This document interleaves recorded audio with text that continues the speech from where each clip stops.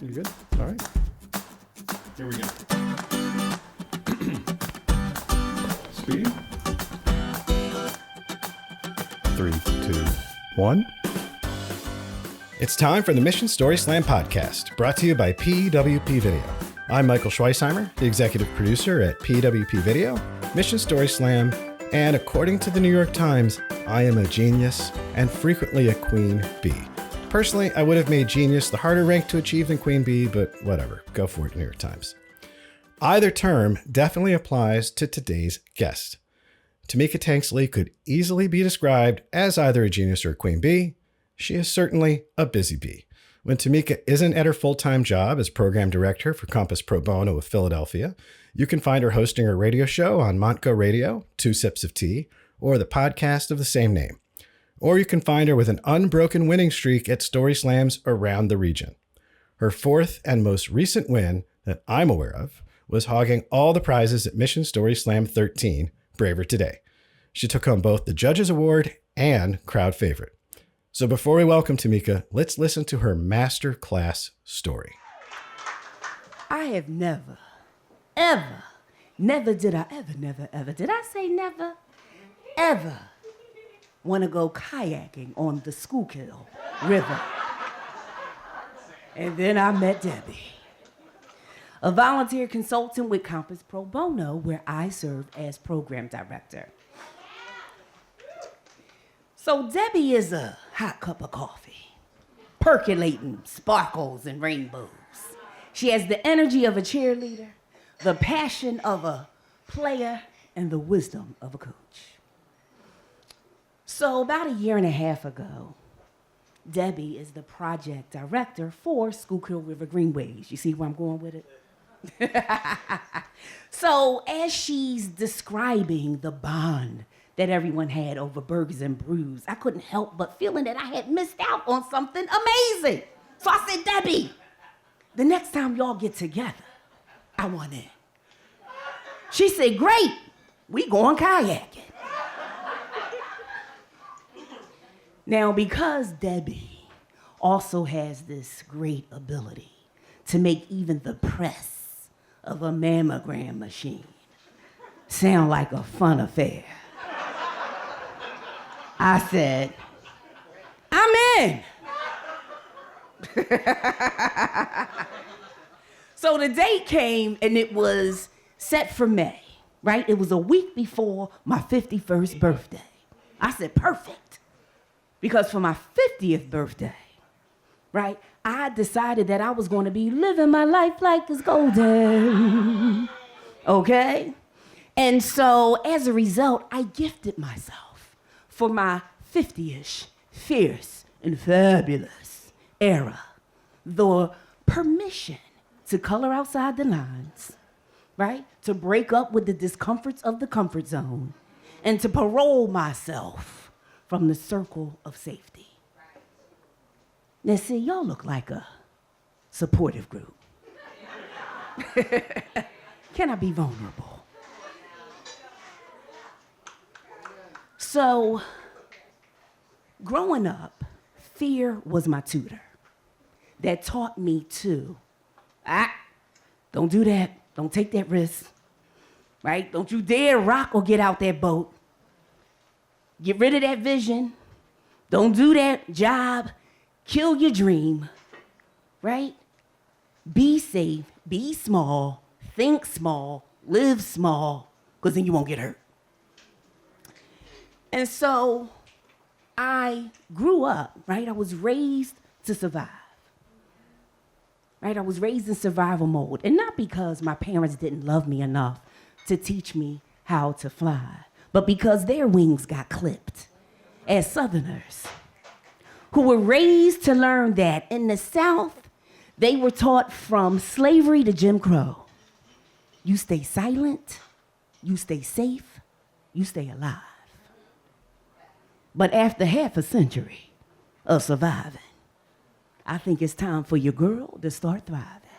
Hey! Where's my 50-ish fierce and fabulous crew in the house? Make some noise! Men, y'all too. Y'all ain't got to act like it ain't y'all. Y'all too. So now the time comes, right? So here we go. Is the date to go and do this whole kayaking thing. So the meetup time was 5:30 for a 45-minute ride. But I ain't getting my car to 5:15. Because I had believer's remorse. And I ain't want to go no more.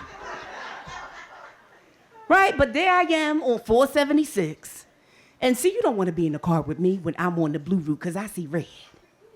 Now, first of all, it's either a parking lot or you got people speeding, zigzagging, cutting you off, dodging in and out of the lane with no signal, usually with a Jersey plate. I do like not pumping my own gas, but anyway. So, but I was driving, boom, 9 and 3, going the speed limit. I ain't even cussed that day.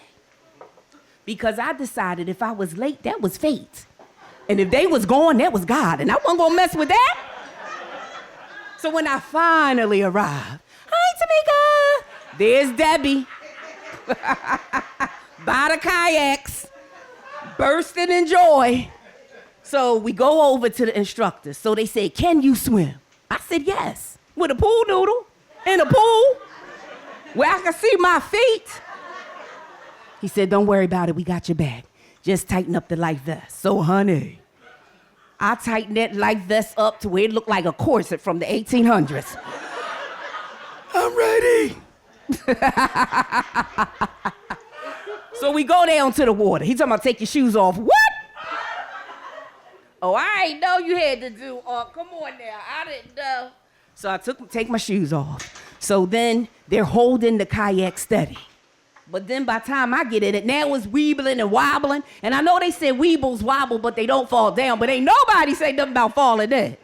So I'm like, oh, wait a minute, hold on. Hey, wait, I can't do this. Wait a minute.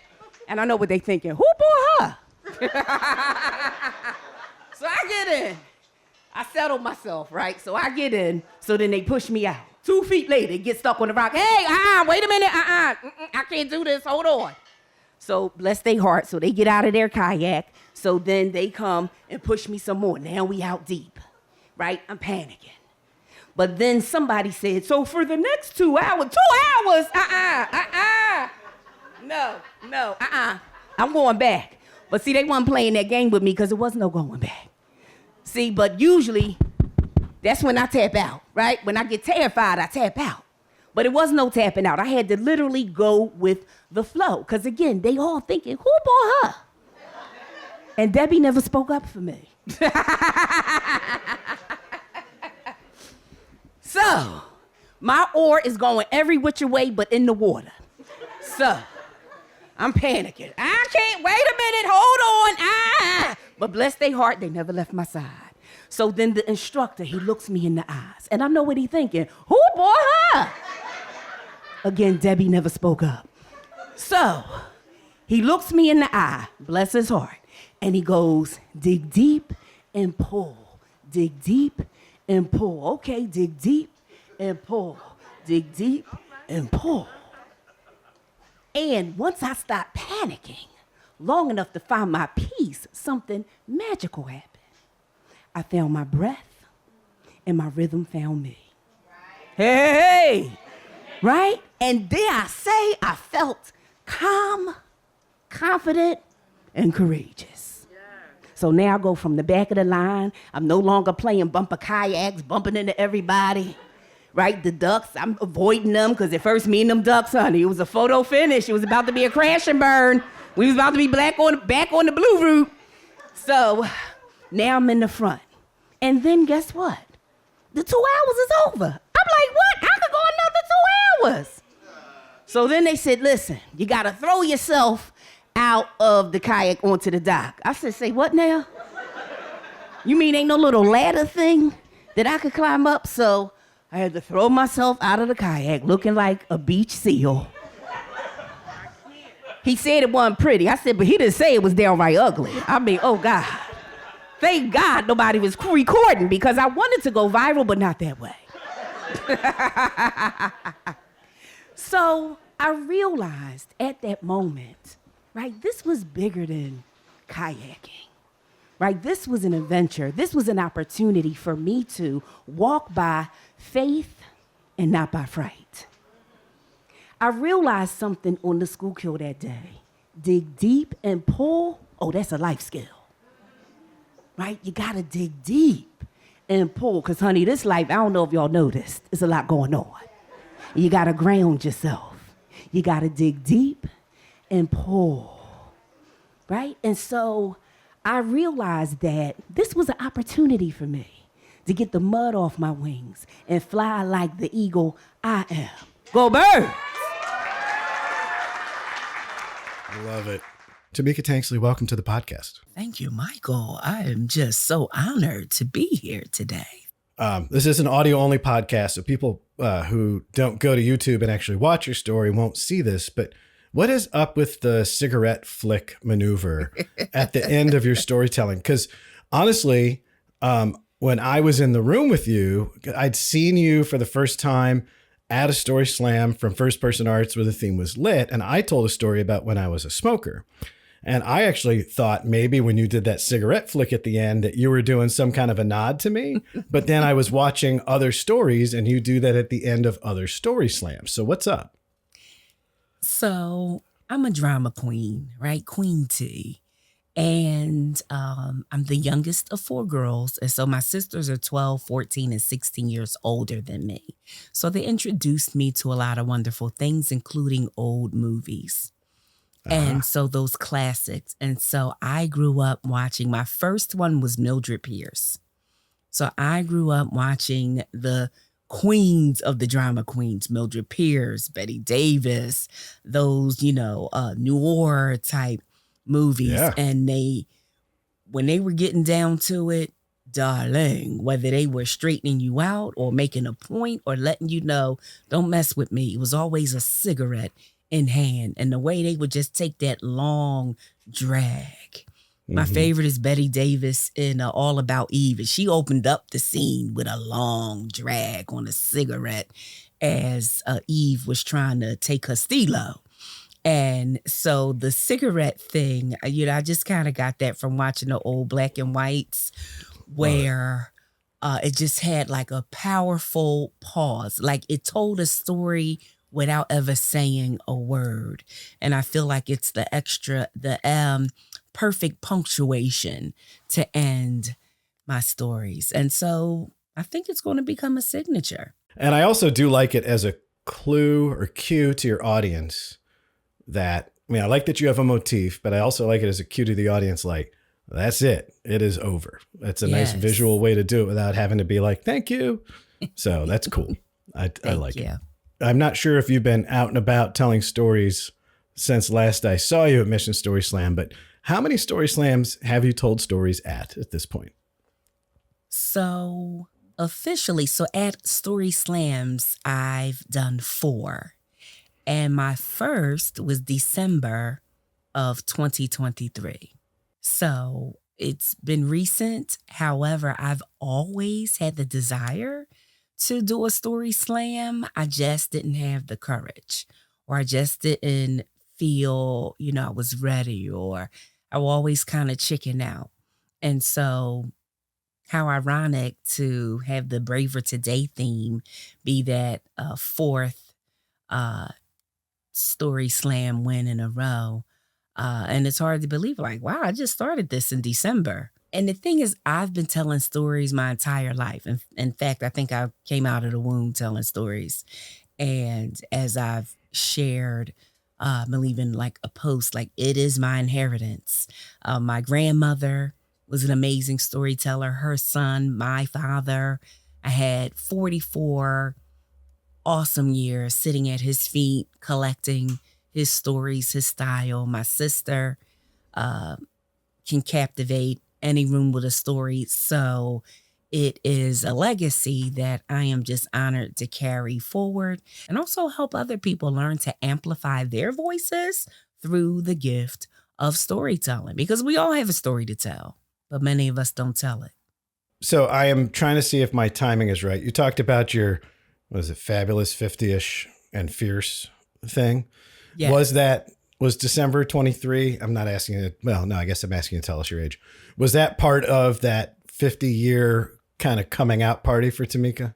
You know what? Now that you mention it, Michael, yes. So I had turned 50 May of that year. And so again, you're like, oh, I'm 50-ish, fierce and fabulous era. I'm going to start doing. And then I realized that I was still doing the things I was doing 1 through 49. I was still hoarding and hiding gifts and talents. I was still afraid to step out on faith, get out of the boat, to actually do the thing I know I'm great at doing. And that's not conceit, it's just confidence, but I still struggle with having the confidence to do the thing. And so it was a challenge to myself, like before the year is out. So when I saw the opportunity, I thought, you know what, this is absolutely perfect. I'm going to do this because that was actually for me the kickoff of 50-ish, fierce and fabulous, honey. I love it. And I get so you and I are of a very similar age. I think I'm probably a year or two older than you. But yeah, I've been enjoying my 50s. You know, I really enjoyed my 40s, and I'm like, oh, is this the best? And then the 50s have been amazing. Some of my friends have heard me say this before, but the thing I think I realized crossing 50 is I sort of was like, oh, I think I understand what this wisdom stuff's about now. It just means that I've been fucking up longer than everybody else. And now that's turned itself into wisdom. That's all it is for me, you know? And, but I hear you in terms of like coming later in life to things you've always wanted to do. Like, I think it's amazing what can happen when we can get out of our own way, get out of the way of fear or those things that have us putting off dreams. Yes. What I learned as in 50-ish, fierce and fabulous is that those are really the things, that's the antidote for the toxic job. That's the antidote for the heavy things that's going on in life. And so I'm learning now to lean into not just those gifts, but also it makes me feel good. And it also makes others feel good. And storytelling, so many people come up like, oh my God, there was confirmation about this. That made me think about that. And so it's such a gift that keeps on giving, you know, and it's not even mine, which is why it's a gift. It's the thing. And I always say it's like passion and purpose. The passion is the thing you love to do. And your purpose is when that thing you love to do does something for others. And so I'm now ready to embrace those skills, gifts, and talents because it's also a feel-good place for me. And so as, you know, and as you get older, you know, not a lot gets taken off the table. Sometimes more things get added on a table. Yeah, it doesn't get easier. Yeah. Doesn't get easier. And not just any tables, like a four-legged table with 3 legs and more things get added on. And so those are the things. And so it's important to make time for the things that make your time feel good while you're on this earth, which comes with, I mean, you just open your eyes and you can see a lot of the different challenges. There's always something to make you feel bad. So it's important to anchor yourself with the things that not only make you feel good, but others. That's awesome. I love it. How do you prep a story? Are you a word for word, write the whole thing out, memorize it? Is it bullet points and you know where you're going? Like, how do you prepare a story? You know, it's a super great question. And before I answer that, one thing I learned about my style, so to speak, I call myself, I'm like Queen of Comedy meets Dr. King. Because I feel that, you know, I could preach you the Sermon on the Mount, but I also can tell you the funny thing that happened along the way. And that's because I feel that laughter is medicinal. It is just such great medicine. So I love to incorporate it in anything that I do. And so interesting, how do I prepare for a story? It has been evolving because as a writer, I often say that the writer in me wrestles with the speaker in me / storyteller in me. Because as I'm, you know, thinking of the story and, writing it out. When I write things, I'm like, oh my gosh, I love that. Oh God, because I love words. I love putting them together. It makes me super happy. So when I come with a one-liner and a mic drop and a zinger or something that I just love, I feel like, oh my God, I love this. And so again, the writer and speaker, they start to battle, because then when it's time to do the story, early on, I felt committed to sticking to the quote script, like to stick with how I wrote it, because I wanted to make sure I said that line just how I wrote it, because, oh, that was amazing. But sometimes when you do it that way, you lose the connection with the story, with the audience. And for me, sometimes it doesn't always feel as authentic, because I'm so busy in my head trying to remember how I wrote it and say it just like that, because I definitely don't want to forget that line, because that line is killer. So I'm learning. Do you record yourself? Are you writing like pen to paper typing, or are you rehearsing in front of a microphone or phone or something like that? How are you writing? So in the beginning, I would just write it out. I love pen to paper. I'm old school. You would think I'm an attorney. I love yellow legal pads. I got a million of them, but I just bought a Remarkable too, because I can't live with all this paper anymore. Also because I just love hanging on to them. I'm like, I may need that thought. So, and at least you can search in the Remarkable, I guess, right? Writing is one of those processes. Like sometimes certain types of writing, I like pen to paper. Sometimes I like the speed of typing, and sometimes I actually like to, turn on a transcription app and record. So I actually use different methods depending on what I'm doing and how much writer's block I'm having. Well, I'm a little bit of everything, and because I'm an avid journaler, I love pen to paper. And even if I got to scratch out and change, and even when I, do Keynote, I'll have something written down and then I'm scratching, making a lot of edits in the moment. Sometimes like you, I like to type. I like the click of the keys. And then now I'm learning to use the whole dictation opportunities. And so last summer, I had an amazing opportunity to be a part of the Black Storytelling Residency in Wilmington. And this is where storytellers gathered from all across the country. Our oldest was from California at 83. I believe the youngest was from Texas. That was my roommate. And so it started with a storyteller, Tahira is her name. And she also works with another storyteller, Emily, and Dr. Carolise Fink. And so we came with this group, and so they really take you through the whole, griot and storytelling and the history. And one of the most impactful things that grabs me from Hello, and it's sponsored by the city of Wilmington, and they read a letter from, I forget the woman's name, but she was like really behind being a great big sponsor for this amazing opportunity. We stayed for a week, all expenses paid.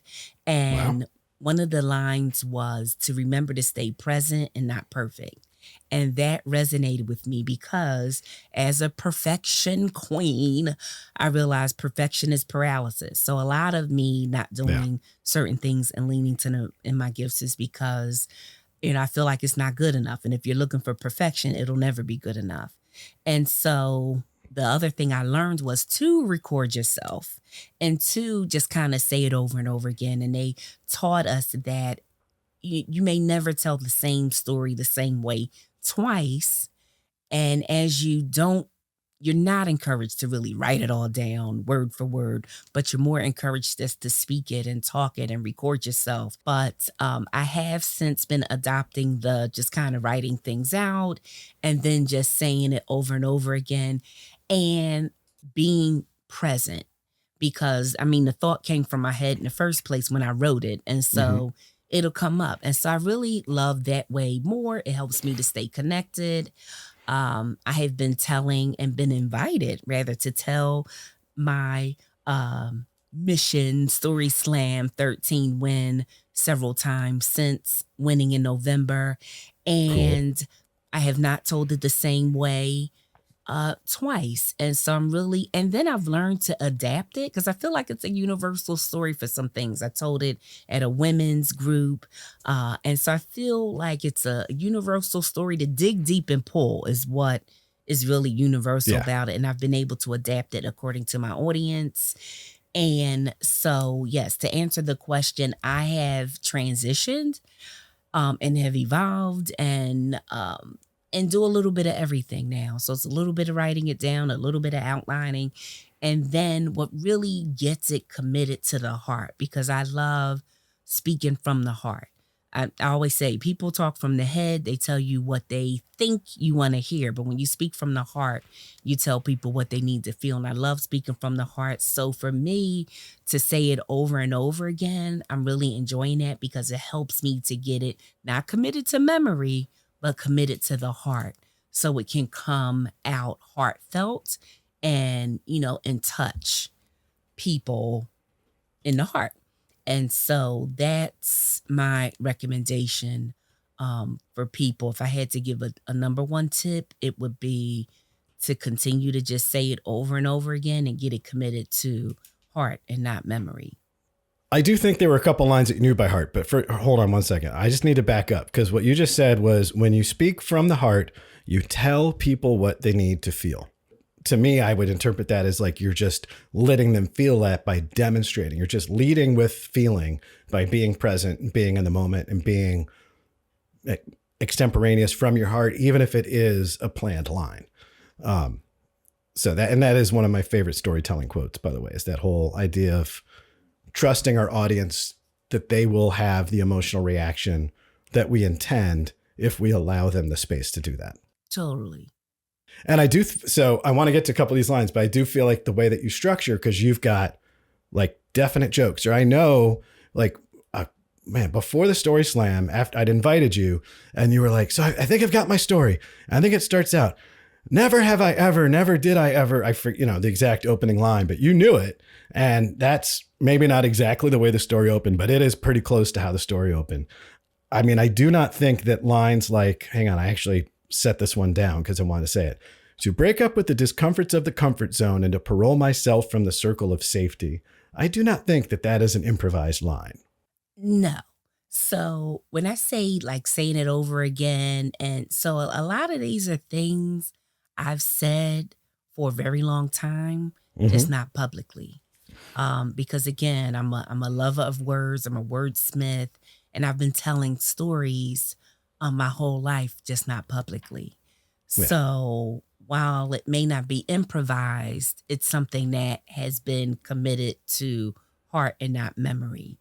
And then yes, some, as I think of the story as a whole, as it comes from a real place, how I want to tell it, and I love metaphors. I love alliteration. I'm the metaphor queen, and people often say to me like how I can explain things that make it real and realistic and feel and touch.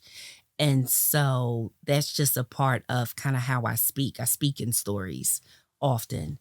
And so it's just kind of like how I speak. And so as I kind of pull the real life event into a story, it's like, how can I say this to help people visualize what I'm saying? And so that's how those words kind of come together. So yes, much of it is not improvised per se. It's been said somewhere along the line in my life. Breaking up with the discomforts of the comfort zone is a great line, and it has a rhythm. But I love the fact that you come to the stage with a map, and it's like great improvised movies, right? Like every scene has a thing that has to happen in the beginning and a thing that has to happen in the end, and in between, who the hell knows what's going to go on. And I think you're a little more planful than that, but the idea that you've got these stops along the way where you want to open with the never, ever, never did I ever type of start. You want to get to breaking up the discomforts of the comfort zone. Like you've got these road signs, and I like, I've been on stage and I've like forgotten one of my road signs and I'm fine. Like I can still get where it is that I'm trying to go because I at least know the route. I at least know the map. So even if I take a turn late, I can still get there and hopefully deliver a story. But you do it it is clear that it is in your blood, in your bones, in your fabric of being, the moment you're on that stage. Thank you. And you know what? With storytelling, it's also about that great opening. It's like when you're writing, it's the same thing. You want to get a good opening to catch the listeners. It's a good middle to keep them there. And then you want to, boom, leave them at the end with something to think about. And so that also, again, as a writer, and my major in college was journalism and public relations. So as a writer, those are the things that you learn. And so writing is really, storytelling. Like it's a form of storytelling. Sure. And so all of those kind of skill sets just come together. And also, again, as I mentioned, like with the bloodline. So my family, my father and sister, super funny. I am not doing surprised. Impersonations and so I grew up with this unique storytelling. There are times when in some of my stories, like with the Grand Slam win, I will incorporate some lines from my sister. I love that. In honor. So I ended my Grand Slam win, which was about Tony Baloney. That's right. And I said, the moral of the story is no matter how many numbers you slap on a jackass, he'll never be a racehorse. And that my sister, decades ago, I remember her saying that. And I just thought it was so funny. And I probably heard her say it at an age when I probably shouldn't have heard her say it. Yeah.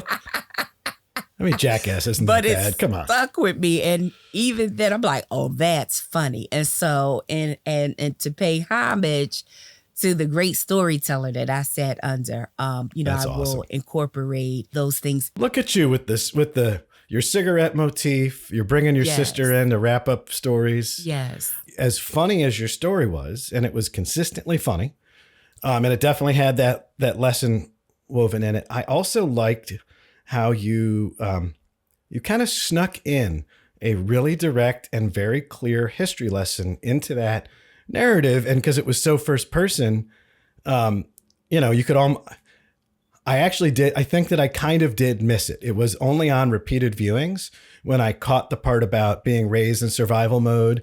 And because your parents, it actually brought up some stuff in here. I'd written this quote down about them teaching you how to fly and wings getting clipped. But you brought in that part about them being Southerners that raised in the South, that they were taught from slavery to Jim Crow. You stay silent, you stay safe, you stay alive. And I had to call out that, I love that you owned your intergenerational history, put it in your story and snuck it in, not snuck, but put it in there very clear and very direct, and use that as one of those moments where you weren't asking the audience to scream or you weren't asking the audience to repeat, dig deep and pull. And you just let that stand there and teach us something about you and your family and your history. And I thought that was a really great choice. Thank you, Michael. And, and it was really important for me to share that because with the help of my amazing therapist, it's a thing that I've really been exploring as I want to step out of the boat and take the leap of faith and really lean and lead with these gifts and talents. I'm like, how come why am I afraid to launch, to leap, to go? That's because of the ducks. Let's face it. Yes. Sorry. I did. You know what? I interrupted a serious thing with a duck joke. That's terrible. No, but I told you, laughter is medicinal. So I'm always welcoming for a laugh. But I realized that, some people, you're raised to go for it and to take the risk. And, and it's a lot of people who are totally unqualified, who are in positions with the arrogance and of, feeling that they really belong in a place they don't because they have the confidence, right? The confidence of... Do not name any names. This is not a good time to name names. I'm just going to put that out there. And the sad part is... But we all know those it's all people. kind of people, we can from list little people to big people. And so I wasn't given that. And again, and just exploring my own life and history and my parents and trying to understand them and, and just leaning and leading with grace. That's been like a really theme of mine lately. And so in doing this just introspection, right, of my life, my family's life, our history, how come? Because we're all like super gifted, but we were always like this best kept secret because our parents, again, when you're raised to just be safe and just, dream for them. Like my father was an amazing athlete in boxing, football, and baseball. Wow. But my mother, she was a nurse, but she resigned from that to be a teacher's aide so she can be home when her children were home. And so what I learned from my parents were your dreams were not pursued, they were sacrificed.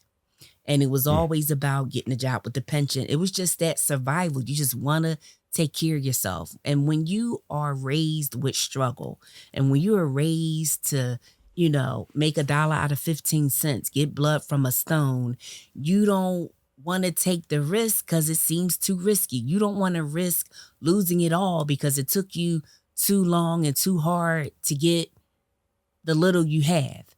Right. And so with that mindset and being raised by people who were not, again, given the permission to fly, given the wings to soar, it jumped on me. And so I was afraid to take the risk because I was raised by people who weren't taught to take the leap. They were taught to stand on the shore. Like I said, with you'll never explore the ocean if you're afraid of losing sight of the shore. That legacy, that history, and there's some people who believe the opposite. I say you either teach what you know or what you wish you knew. And it takes a lot of strength to swim upstream with the theme and go against the grain of what you learned, what you were taught, and what you experienced.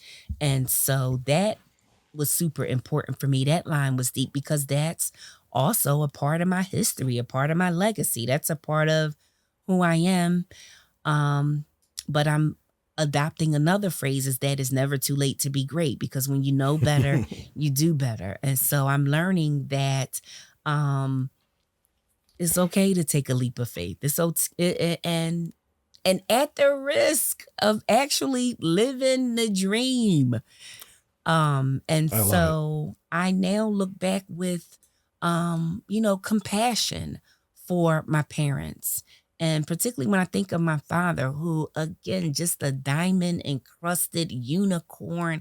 He was amazing, loving, caring. I mean, he was the father of 4 girls, married to my mother for 62 years. And we're all, drama queens. Yeah, you do not sound like small personalities in the Tanksley household at all. Exactly. No matter how risk averse you might be, I think there's a lot going on at that dinner table, without question. Yes. And he made us all feel like the favorite. He never not one time was like angry, just shut up. And I know he wanted to say, right? Because we always had something to say. And I realized that, that I just wish, because he was just such an amazing person, and he had a lot of even business opportunities to do some great things, but he was just too afraid to take the risk. And then that just kind of breaks my heart. I'm glad you're out here taking some risk. Yes, and I think that's another way to honor legacy. The way you work that history into your story and then the conversation that we're having, it's like, it's both one of the best explanations or examples of how to explain what intergenerational trauma could look like if you wanted to break it down that way. Yes. But I think it also says a tremendous amount that you've been, and by the way, shout out to therapists. Like Yes. they are a support and a tool for us to find a way to try to undo some of those things that are really tough to undo. And, never too late to, what'd you say? Never too late to, It's never too late to never be too great. late to be great. There it is. Never too late to be great. Love it.